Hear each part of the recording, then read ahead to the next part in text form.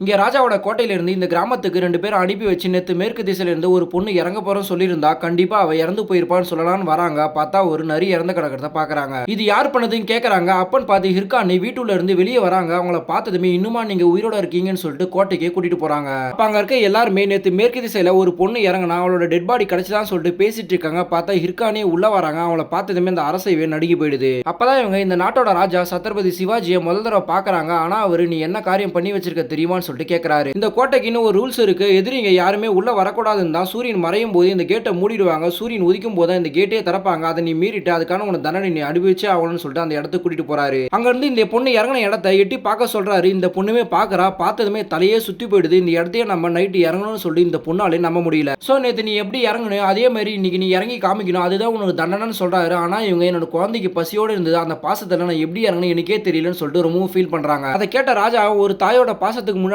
இந்த உலகத்துல எதுவுமே இணையாகாதுன்னு சொல்லிட்டு புரிஞ்சுக்கிறாரு. ஆனா இந்த பொண்ணால எந்த பிரச்சனையும் வரலன்னு மன்னிச்சும் விட்டுறாரு. தென் இந்த குழந்தைக்கு பேர் வச்சாச்சான்னு கேட்கறாங்க. இன்னும் வைக்கலன்னு சொன்னதுமே இந்த குழந்தைக்கு ஜிங்சாராவும் பேரும் வைக்கிறாரு. தென் இந்த பொண்ணை பல்லாக்கில் வச்சு தூக்கிட்டு போய் கிராமத்துல விடுங்கன்னு சொல்றாரு. இந்த பொண்ணு இங்க இருந்து இறங்கின இடத்துக்கு ஒரு பெரிய கேட்டே நிரப்பி இந்த கேட்டுக்கு ஹிர்கானி கேட்டுன்னு சொல்லிட்டு பேரு வைக்க சொல்றாரு. இதை கேட்ட இந்த பொண்ணுமே ரொம்ப சந்தோஷப்படுறான். பல்லாக்கில் வரதை பார்த்ததுமே இந்த கிராமத்துல இருக்க எல்லாருமே அதிசயமா பாக்குறாங்க. அவங்க புருஷமே இது தெரிஞ்சுமே ஆரத்துல எடுத்து வரவேற்கிறாரு. அண்ட் அவங்க ஹஸ்பண்ட் கிட்ட நம்ம ராஜாவே நம்ம குழந்தைக்கு ஜிங்சாராவும் பேர் வச்சாங்கன்னு சொல்றாங்க. அதை கேட்டதுமே ரொம்ப சந்தோஷப்படுறாரு. தென் இவங்க இறங்கின இடத்தை திரும்பி பார்க்கறாங்க. இந்த வழியாவா நம்ம இறங்கணும்னு சொல்லிட்டு இவங்களாலே நம்ப முடியல.